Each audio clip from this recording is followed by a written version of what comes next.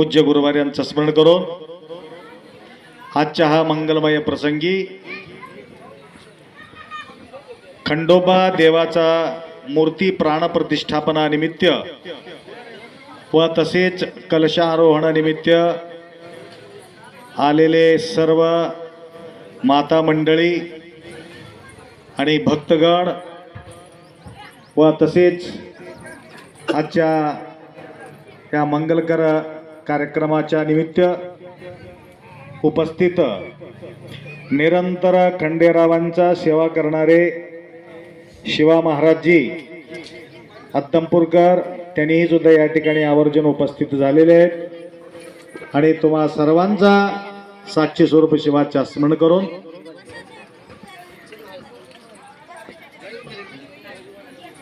देव अनेक ठिकाणी आम्ही पाहतो.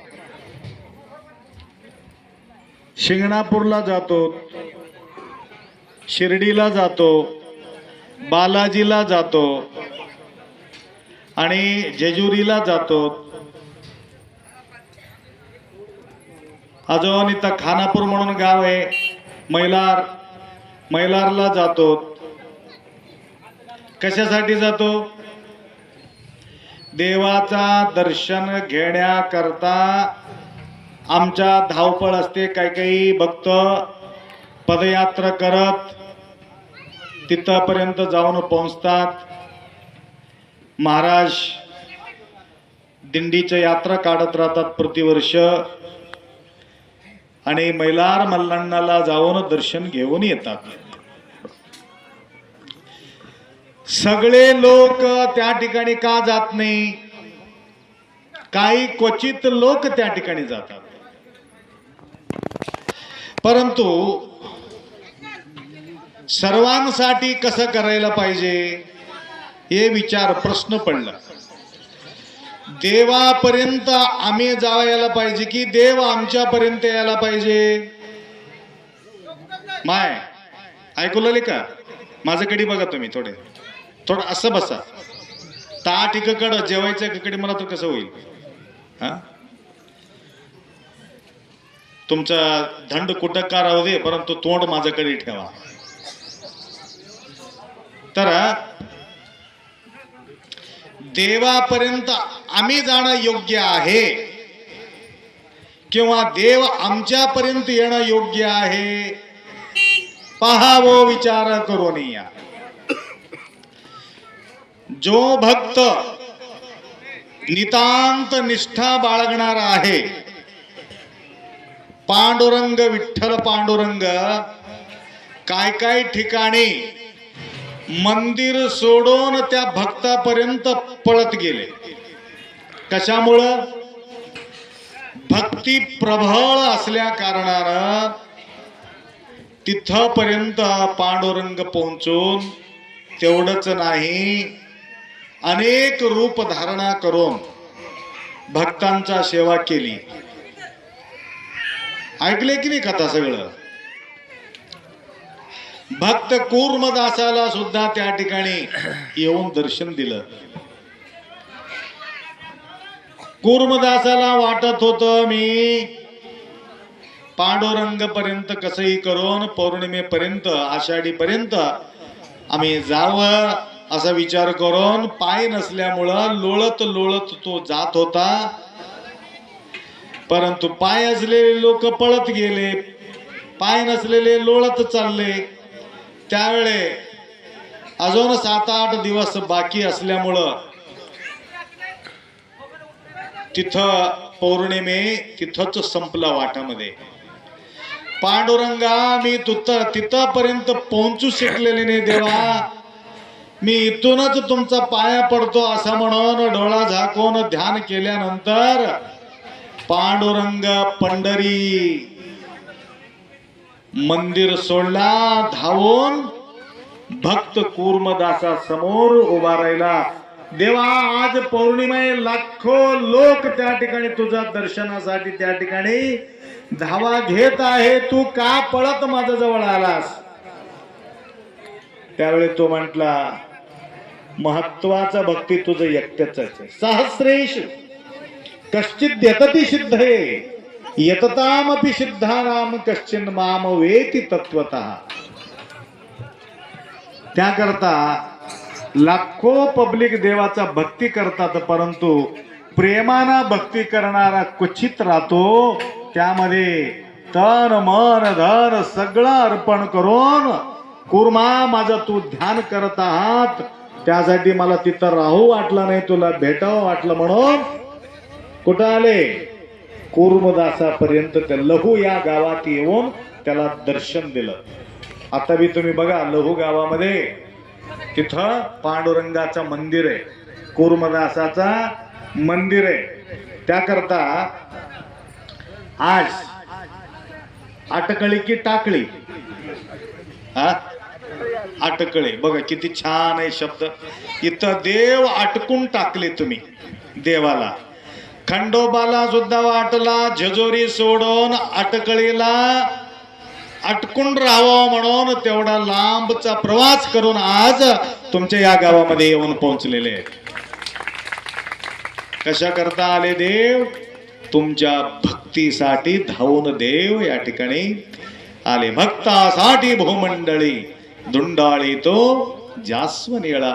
त्याकरता तुमच्या अटूट भक्ती श्रद्धा भाव असल्या कारणानं आज देवापर्यंत जाणारे अनेक भक्त आहे, परंतु काही भक्त त्यांच्यापर्यंत देवाला आणायचा प्रयत्न करत असतात.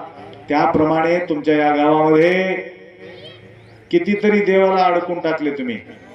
येता येता मी विचारलो महाराजाला, हे कोणता देव आहे, हे कोणता देव आहे, हे कोणता देव आहे, हे कोणता देव आहे. महाराज सांगत गेले, मी ऐकत गेलो, तर महादेव येऊन थांबलेले आहेत, खंडोबाराय येऊन थांबलेले आहे, आणि दुसरं कोणतं कोणतं देव होतं तिथं. कोणतं होतं? इटोबा येऊन थांबलेले आहे, पांडुरंग येऊन थांबलेले आहे. या प्रकारे अनेक देवी देवतापर्यंत आम्ही न जाता सर्व देवी देवतांना या ठिकाणी आगमन करून त्यांच्या आह्वान करून या ठिकाणी प्रतिष्ठापन करतो. तुम्हाला घडलेल्या घटना बोलतो. शिवा महाराजाला बोलत होतो मी, आणि महाराज माझं वेटिंग करून करून करून तमलोरला येऊन एक अर्धा तास मी आत त्याने बाहेर, त्यानं पुढे जायचं घाई होतं, तर आज निवांत माझ्यासोबत त्याला बोलायला फुरसत भेटलं, परिचय करून घेतलं. नंतर मी ते गोष्ट सांगत होतो, घडलेल्या घटना बोलतो तुम्हाला. धनगर समाजातील एक लेकरू आमच्या सेवेमध्ये तत्पर आहे. 14 वर्षापासून ते सेवा करते. 14 कसं 17-18 वर्षापासून आपल्या सेवेमध्ये तत्पर आहे. शोभा म्हणणारे. तर संसारामध्ये गोंधळ झाल्यानंतर तिने म्हटलं, आम्हाला संसार बसवायचंच नाही अप्पा, तुमचा सेवेमध्येच राहायचं. सेवा करत राहिले.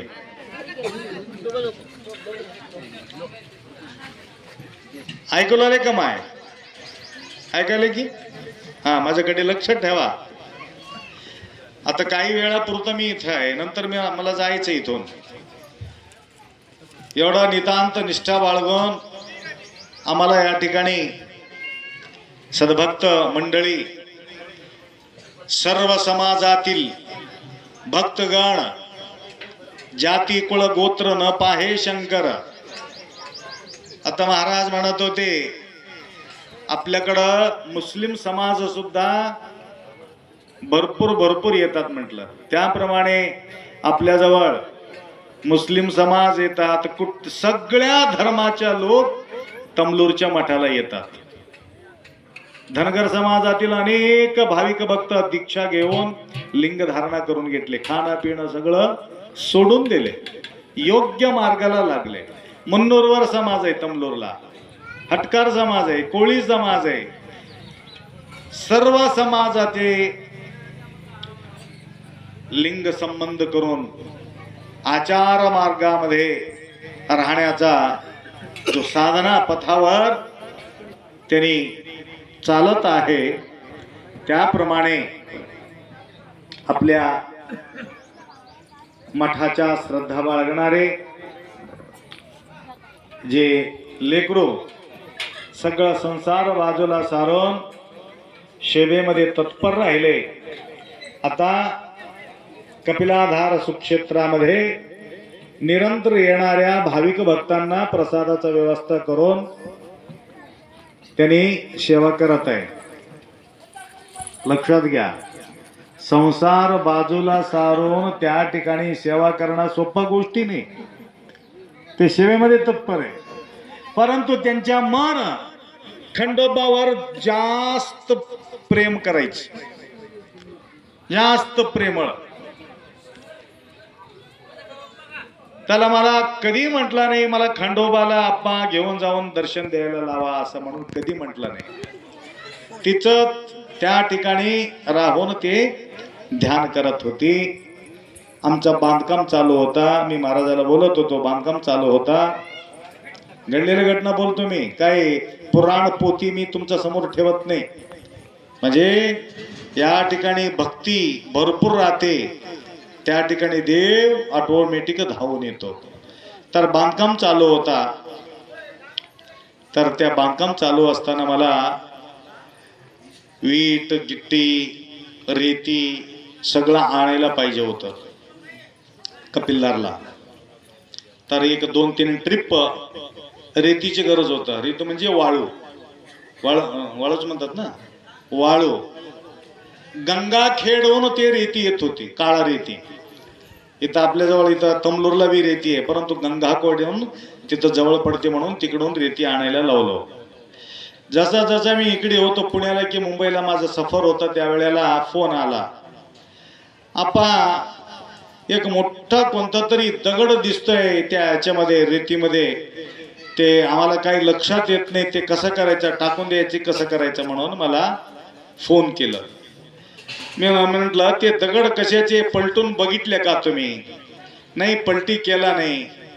मग कसं करा, पलटी करून पहा, काय असेल तर ठेवा, काय नसेल तर बाजूला ठेवून टाका असं म्हणून म्हटलं. तर ते पलटी करून बघितलं तर त्या ठिकाणी खंडोबा रायाचा मूर्ती त्या ठिकाणी आलेले, कोणी आणलेले नाही. तर तू बघितलंस की नाही, कुठं आहे? हा, कपिलदारला. कोणी कपिलदारला जात असेल तर बघा, इतकं सुंदर मूर्ती, सती पती दोघंही त्या ठिकाणी असलेली मूर्ती आणि राक्षस वध करत असलेली मूर्ती त्या ठिकाणी आम्ही पाहतो. सांगायचं म्हणजे महाराज येऊन देत नसलं तर देव मात्र डायरेक्ट भक्तापर्यंत येऊन त्या ठिकाणी पोहोचतो. हे आहे भक्तीचं फळ. त्याप्रमाणे आपल्या या गावामध्ये सर्व भाविक भक्त मिळून आमच्या प्रती श्रद्धा बाळगले. गुरुमाऊलींना कसेही करून या ठिकाणी बोलावून घ्यावं. आज मला कलबुर्गीला जायचं होतं अर्जंट, त्यांना 1 दिवस पुढे टाकलं आणि गुलबर्गामध्ये सुद्धा 11 दिवस अनुष्ठान करून आम्ही परवा आलेले आहेत. सांगायचं म्हणजे या भक्तीचा पोटी देव बी धावून येतो, सद्गुरू बी धावून येतो आणि तुमच्या मनोकामना पूर्ण करत राहतात. त्याप्रमाणे आज सर्व भाविक मिळून कुठल्या प्रकारच्या समाजाचा विचार न करता सर्व समाजाचे सद्भक्त मंडळी याला सहयोग दिलं. तेवढंच नाही, अनेक बायलेकी सुद्धा या ठिकाणी सेवा केलेले आहेत. कळशासाठी केले की नाही माय? हा, सेवा केलेले आहेत. बायलेकीच का कळस चढावा, काय बाकीच्या लोकांना का कळस देऊ नये, जमत नाही का? हे थोडं विचार येते. कारण बायलेकीचं जे प्रेम आहे माहेरच्या प्रती, दुसरा कोणाचंही तेवढा प्रेम त्या ठिकाणी आम्ही पाहू शकत नाही. माझा हा शब्द फक्त माता मंडळीला त्या ठिकाणी निर्माण होते. म्हणून कळश बघायचा असेल तर शोभा कोणाच्या डोक्यावर दिसते म्हटलं, बायलेकीच्या डोक्यावरच कळश शोभून दिसते. बरोबर आहे. आता कळश घेऊन आलेत बघा, हे कोणाच्या डोक्यावर होतं? बायलेकीच्या डोक्यावर होतं की? हा, तुमच्या डोक्यावरच शोभा दिसते. पुरुषाच्या डोक्यावर कळश शोभा दिसत नाही, परंतु परवा पुरुषाच्या डोक्यावर बी ठेवली आम्ही. कोणता ठेवल्या? प्लास्टिकच्या घागर ठेवल्या. लक्षात आलं का? ते बी मन्ना महाराज आमच्या मागे लागून हा ठेवा यांच्या डोक्यावर, हा ठेवा यांच्या डोक्यावर. काय 5-50 घागर कशाची? प्लास्टिकची. आणि तुमच्यावर सोन्याची. हो, लक्षात आलं का? बायलेकीच्या डोक्यावर सोन्याचा कळस, तांब्राचा कळस. आता आजकाल स्टीलचं बी कळस झालेले आहेत, ते गोष्ट वेगळी. कळश प्रधान म्हटलं तर तांबाचा कळस नंबर 1 आहे. शोभायात्रा काढायचं असेल तर त्याकरता पुढच्या वेळेला तुम्ही काय करा, कोणी कळस घ्यायचं असलं तर पहिले मोठे गागर घेत होते माय. हा, आता वजन उचलणं अवघड झाले म्हणून छोटे छोटे. लक्षात आलं का? आता पहिले उतरंडे राहत होत्या ह्याच्यामध्ये, देवाऱ्या बाजूला मातीचे उतरंडे राहत होते. आता ते मडकं फुटून चालले म्हणून, मडकामध्ये कोण बघायला गेले म्हणून आता काय करू लागले, छोटे छोटे तांबे देवाऱ्याच्या बाजूला एकावर एक काय उतरंडे दाखवायला बघायला. त्या प्रकारचे जमाना बदलत गेले, वजा कमी होत गेले. पहिले कुंटलचे कुंटल हे थैला उचलून न्यायचं. मी 10वी असताना 1 क्विंटल 15 किलो तुरीचा पोती फरलांग उचलून घेऊन गेलो. 1 क्विंटल 10 किलो. आता 1 क्विंटलचा अर्धा क्विंटल झाले पोत. अर्धा क्विंटलचे 25 किलो झाले. 25 किलोचे 10 किलो झाले. 10 किलोचे 5 किलो झालेत. 5 किलो तर आता 1 किलोच पर्यंत येऊन पोहोचलेले. उचलून ठेवायचं अवघड आहे ना. त्याप्रमाणे तसं पुरुष मंडळीचं वजन कसं कमी झाले, त्याप्रमाणे तुमचं हे डोक्यावरचं वजन कमी होऊन गेले. लक्षात आलं का? आता दळण पिळण सगळं वजन उचलून कोण घेऊन जावं म्हणून घरापर्यंत दळण आले, सर्व घरापर्यंत पोहोचलेले आहे. त्याप्रमाणे देव सुद्धा तुमच्या गावापर्यंत पोहोचलेले आहे. हे महत्वाचा विचार आहे. त्याकरता श्रद्धेतून हाक मारणाऱ्या भक्तांच्या मनोकामना देव पूर्ण करतो. तर बरेचसे मनोकामना महाराजांच्या सानिध्यामध्ये जाऊन त्यांच्या मनोकामना पूर्ण होत आलेल्या आहेत. तर आज त्यांचेही सुद्धा उपस्थिती लाभावं म्हणून गावच्या मंडळी या ठिकाणी बोलावून घेतलं. तर या मंगलमय प्रसंगी बायलेकीचा जे सेवा या ठिकाणी तुम्ही दिलात, या सेवेच्या प्रतिफळ म्हणून आणि तुमच्या जीवनामध्ये सुख शांती समृद्धी आयुष्य आरोग्य ऐश्वर्य यशस्वी भगवंत तुम्हाला कृपा करो. ज्याप्रमाणे आज या कलशारोहणानिमित्त खंडोबांच्या स्थापनाच्या निमित्त तुम्हाला एक गोष्ट सांगायचं म्हणजे, महत्वाचा विचार म्हणजे, कुठल्याही देवी देवताला घाण आवडत नाही. लक्षात आलं? मुंबईहून आले वर्दी समाजातील एक आपल्या भक्त मुंबईहून आले, आपल्याला भेटावं म्हणून इथपर्यंत येऊन पोहोचले. दीक्षा घेतलं. लक्षात आलं का? विभितवार परवार भरपूर आहे तमलूरला. दीक्षा घेतले, योग्य मार्गाला लागले, खाणं सोडून दिले, पिणं सोडून दिले, लमाणी समाजाचे लोक सगळं सोडून दिले. 4-5 तांड्याला जातो मी. लक्षात घ्या, आता बी तुम्ही व्यवस्थित वागा, तुमच्या घरापर्यंत येतो, परंतु सगळं सोडावं लागते. सोडलं तर देवाला आवडते. देवासारखा तुम्ही असेल तर देव तुम्हाला जवळ घेतो. आणि तुमच्यासारखा मी बोलू लागलं, तुम्हाला गोड वाटते की कडू वाटते? तुमचं तारीफ करू लागलं असले तर तुम्हाला काय वाटते? माय बरं वाटते की नाही? तारीफ बरं वाटते. त्याप्रमाणे देवासारखा आम्ही दिसू लागलं. बघा, भंडारा लावून घेतलं, विभूती लावून घेतलं, तिळा लावून घेतलं, विभूती भंडारा तिळा माळ वगैरे सगळं घालून घेतल्यावर देव म्हणतो माझा रूप धारण करून घेतला. त्याकरता यांना मला दर्शन द्यायचं आहे. फक्त वरचं रूप नाही, आतलं बी रूप पाहिजे. हा, पक्का दाबून घेऊन लावून घेतलं, विभूती कुंकू तिळा लावून घेऊन दाबेमध्ये जाऊन दाबून खाऊ लागला तर काय करता? अवघड आहे. माय ऐकलं की नाही? लक्षात ठेवा, सोना चांदी दाग दागिना आम्हाला शोभा देते, काय गुण शोभा देते? होय, गुण शोभा की काय दागिना शोभा? अंगावर 1 किलो सोनं बी घातले, तोंड वाकडं करून बसलं तर काय करतीस? काही करू शकत. आणि अंगावर सोना नाही चांदी नाही काय नाही, मस्त हसत बसली बाई, त्याला बघून नवऱ्याला आनंद वाटते की नाही? हा, भरपूर बी अंगावर घेऊन तुम्ही तोंड वाकडं केलं असेल तर नवरा प्रसन्न होईल का? होत नाही. ठीक आहे, नवरा किती कमाई करून देणारा असला, सोना बी देत असेल, चांदी बी देत असेल, तुम्हाला पैसा बी देत असेल, तुम्हाला वस्त्र बी देत असाल, हा, सगळ्या गोष्टी तुम्हाला देऊन नंतर दारू पिऊन घरी येत असेल, तुम्हाला समाधान होईल का? आम्ही काय म्हणणार? तुझं सोनं नको, तुझं चांदी नको, तुझं पैसा नको, तुझं दागिना नको, तुझं कपडा नको, तुझं लपडा नको, फक्त तू काय कर, दारू सोडून दे. मी काहीच तुला देत नाही, दारू सोडून देतो म्हटलं तर तुम्हाला समाधान होईल का? होणारच आहे. त्याकरता आज खंडोबा समोर काय करायचं? सगळं व्यसन देवा तुला अर्पण करतो म्हणून सोडून द्यायचं, त्यांच्या पाया पडायचं. लक्षात आलं का? तर तुम्हाला सगळं व्यवस्थित होईल, सुजलाम सुफलाम होऊन जाईल. माय सांगा त्याला, खंडोबा बसले अजून कशाला गडबड करलाच म्हणून म्हणायचं, सांगून ठेवायचं त्याला. आता काय करावं? आता ते लोक येत नाही, तुम्हीच भरून, तुम्हाला सांगून काय मतलब आहे? ते आला असलं तर त्याला बोलत होतो मी.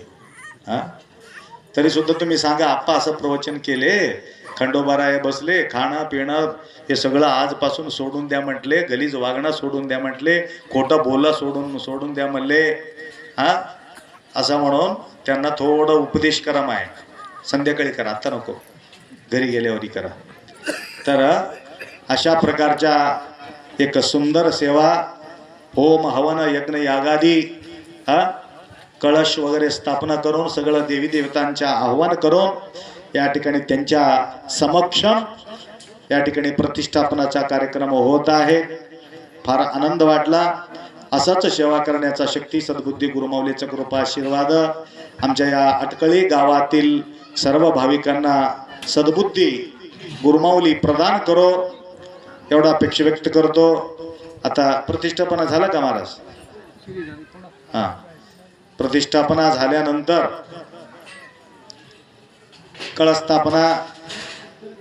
कळस्थापना झाल्यानंतर या ठिकाणी गडबड गोंधळ न करता तुम्हाला दर्शन बी होईल आणि दर्शन आशीर्वाद घ्या, एवढा अपेक्षा व्यक्त करतो. आणि या कार्यक्रमासाठी तन मन धन सेवा करणाऱ्या सर्व भक्तांना सुद्धा गुरुमाऊलीचा कृपा आशीर्वाद असावं, एवढा अपेक्षा व्यक्त करून 2 शब्द या ठिकाणी विराम करू. सांब जय नम पार्वते हर हर म्हणायचं, हर हर. जे म्हणणार नाही ते पुढच्या जन्मामध्ये मुक्क होणार आहे. हर हर. बघा महाराज कसा हात वर करलेले, ज्यांना हात वर करत नाही ते लंगड खुळ होणार आहे. हर हर हर हर.